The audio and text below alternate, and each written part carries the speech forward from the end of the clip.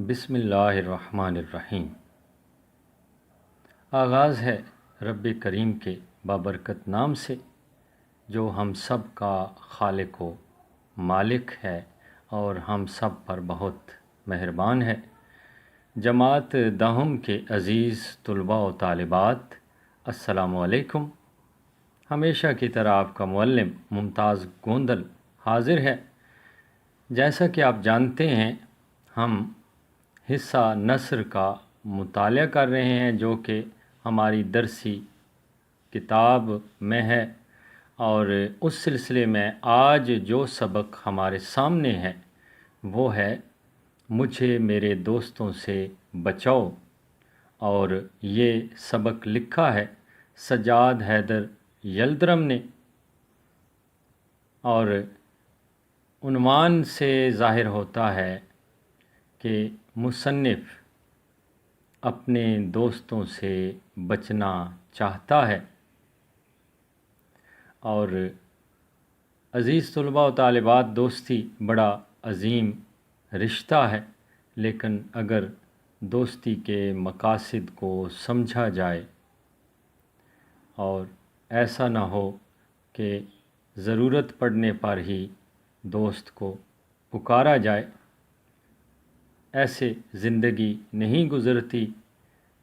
جس طرح کہا گیا ہے کہ تالی ایک ہاتھ سے نہیں بجتی، بالکل اسی طرح اگر آپ مصیبت کے وقت دوستوں کے کام آئیں گے تو وہ سمجھ جائیں گے کہ آپ مخلص دوست ہیں۔ تو یقیناً مصنف کے دوست کچھ اس قسم کے ہیں کہ وقت گزاری کے لیے انہوں نے مصنف سے دوستی کر رکھی ہے، اور کہانی بڑی دلچسپ ہے۔ ایک فقیر سے شروع ہوتی ہے جو کہ فریاد کرتا ہوا ایک چوک پر مصنف کو نظر آتا ہے کہ میں غریب الوطن ہوں، 7 بچوں کا باپ ہوں، میرا کوئی دوست نہیں۔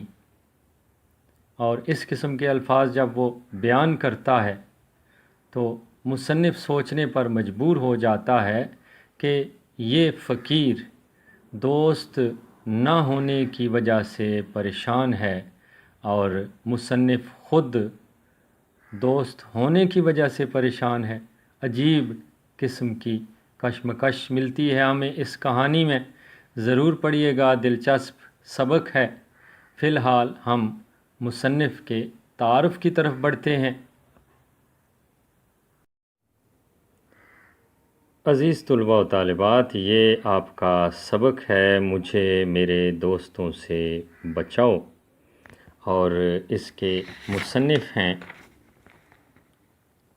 سجاد حیدر یلدرم۔ سجاد حیدر یلدرم کا تعارف آپ کے سامنے ہے۔ یہ تصویر اب واضح ہو گئی ہے۔ 1880 سن پیدائش اور 1943 سن وفات ہے۔ یہ تعارف شروع ہو رہا ہے سجاد حیدر یلدرم کے جد امجد وسط ایشیا سے ہندوستان آئے۔ 1857 کی جنگ آزادی میں حصہ لینے کی پاداش میں ان سے جہانگیریں چھن گئیں تو وہ ملازمت کی طرف آ گئے۔ یلدرم یو پی کے ایک قصبے ٹہنور ضلع بجنور میں پیدا ہوئے۔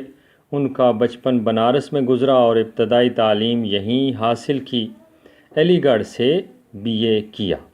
یہاں تک لکھنے کے بعد جناب ان کے فن کے حوالے سے اور ان کی کتابوں کے حوالے سے جو بات ہے وہ آپ نے درج کرنی ہے، وہ آخری اقتباس میں ہے۔ سجاد حیدر یلدرم صاحب طرز ادیب، مترجم اور شاعر تھے۔ افسانہ نویسی اور ترکی زبان سے اردو میں تراجم ان کی شہرت کا سبب بنے۔ ان کے افسانوں کے بیشتر خیالات و موضوعات ترکی ادب سے ماخوذ ہیں، اخذ کیے گئے ہیں۔ خیالستان ان کے افسانوں کا مجموعہ ہے۔ اس میں رومانیت کا رنگ غالب ہے، اور یہ انشاء لطیف کا عمدہ نمونہ ہے۔ ان کی انشاء پردازی میں حصے مزاح بھی شامل ہے۔ انشاء یا انشائیہ جو ہے وہ مضمون کا ایک حصہ ہوتا ہے، اور انشاء لطیف سے مراد ہے نرم الفاظ استعمال کرنا، نرم الفاظ کا مضمون لکھنا۔ جناب یہ تعارف آپ نے لکھنا ہے اور ذہن نشین کرنا ہے، آپ کے لیے بہت معاون ثابت ہوگا۔ مجھے امید ہے کہ بات آپ کی سمجھ میں آ گئی ہے۔ عزیز طلباء و طالبات، اب آپ نے اس سبق کے ہر اقتباس میں سے اہم نکات تلاش کرنے ہیں اور درج کرنے ہیں، اور اس کے بعد ان اہم نکات کی مدد سے آپ نے خلاصہ لکھنا ہے سبق کا، اور بہترین خلاصہ آپ تیار کر لیں گے، اور مجھے امید ہے کہ آپ اچھی طرح سمجھ گئے ہوں گے۔ مختصر طور پر میں نے ساری کہانی آپ کو بتا دی ہے۔ اب آپ کا کام ہے کہ اپنے الفاظ میں، آسان الفاظ میں اس کا خلاصہ لکھنا ہے۔ یاد دہانی آپ کے لیے کہ خلاصہ سبق کا تیسرا حصہ ہونا چاہیے۔ ایسا نہیں ہونا چاہیے، ہرگز نہیں ہونا چاہیے کہ پورا سبق جو ہے وہ خلاصے کے طور پر ہم لکھ دیں، بلکہ 1/3 ہوگا، یعنی اگر 3 صفحات پر مشتمل ہے سبق تو خلاصہ 1 صفحے پر مشتمل ہونا چاہیے، اس سے زیادہ نہیں ہونا چاہیے۔ اس کے ساتھ ہی اجازت، خدا آپ سب کا حامی و ناصر ہو۔ پھر ملیں گے، تب تک کے لیے اجازت چاہوں گا۔ اللہ نگہبان، خدا حافظ۔